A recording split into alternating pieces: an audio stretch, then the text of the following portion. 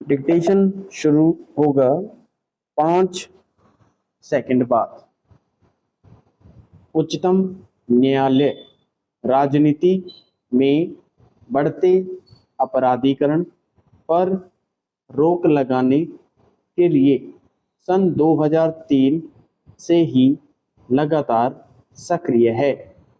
सक्रियता के मूल में माननीय न्यायाधीशों का यह मानना भी रहा है कि जनता को उम्मीदवार का पिछला रिकॉर्ड जानने का पूरा हक है। 13 मार्च 2003 को सुप्रीम कोर्ट ने अपने एक आदेश में विधानसभाओं और संसद के चुनाव में खड़े प्रत्याशियों के लिए अपनी शिक्षा संपत्तियां, बैंक खाते में जमा राशि, देनदारियों के साथ साथ अपने आपराधिक मामलों से संबंधित विवरणों को स्वयं घोषित कानूनी शपथनामे में बताना अनिवार्य कर दिया था। अदालत के इन निर्देशों के अनुपालन के लिए चुनाव आयोग की ओर से भी 22 मार्च 2003 को आदेश जारी हो गया था। उम्मीदवारों के शपथनामों को कोई भी प्राप्त कर सकता है। पैराचेंज। इस मसले पर उच्चतम न्यायालय ने इसी साल 13 फरवरी के अपने एक आदेश के तहत राजनीतिक दलों के लिए अपराध के आरोपियों को उम्मीदवार बनाने पर संचार माध्यमों और सोशल मीडिया के मंचों पर भी यह बताना आवश्यक कर दिया है कि उन्होंने अपराध के आरोपित को टिकट के अन्य आकांक्षियों के ऊपर अपना अधिकृत प्रत्याशी क्यों घोषित किया है। यह स्पष्ट करना जरूरी है कि स्वच्छ छवि के उम्मीदवार क्यों पार्टी टिकट पाने से वंचित रह गए थे।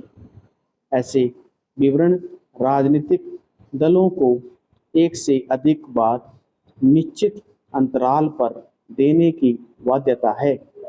विराम पैरा। राजनीतिक दलों के लिए फिर उच्चतम न्यायालय के निर्देशों के अंतर्गत ही अपने ऐसे प्रत्याशियों के चुने जाने के 72 घंटे के भीतर इसकी सूचना निर्वाचन आयोग को देने का प्रावधान भी किया गया था। पैराचीन।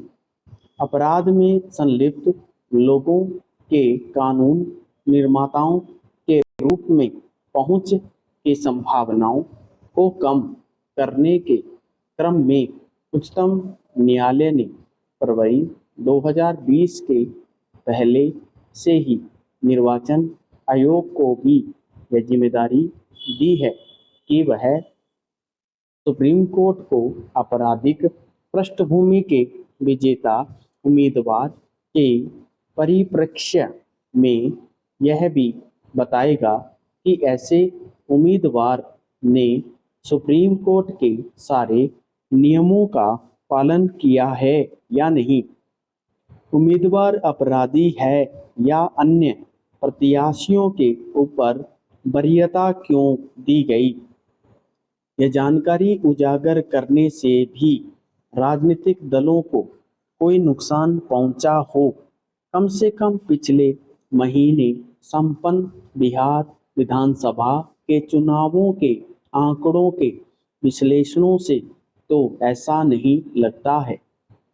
नवनिर्वाचित बिहार विधानसभा में 2/3 से ज़्यादा करीब 68% ऐसे विधायक होंगे जिनके विरुद्ध आपराधिक मामले दर्ज होने के बावजूद वे जनता की पहली पसंद रहे। खास बात यह है कि यह प्रतिशत 2015 की विधानसभा में चुने गए ऐसे उम्मीदवारों से ज़्यादा है। जहां चुनावी मैदान में उतरे कुल उम्मीदवारों में आपराधिक पृष्ठभूमि के उम्मीदवारों का प्रतिशत लगभग 1/3 था। वहीं कुल विजेता उम्मीदवारों के संदर्भ में यही अनुपात बढ़कर 2/3 हो गया है। बिना आपराधिक रिकॉर्ड वाले उम्मीदवारों में पत्नी समेत कुछ उनके ही संबंधी होते हैं। समाप्त।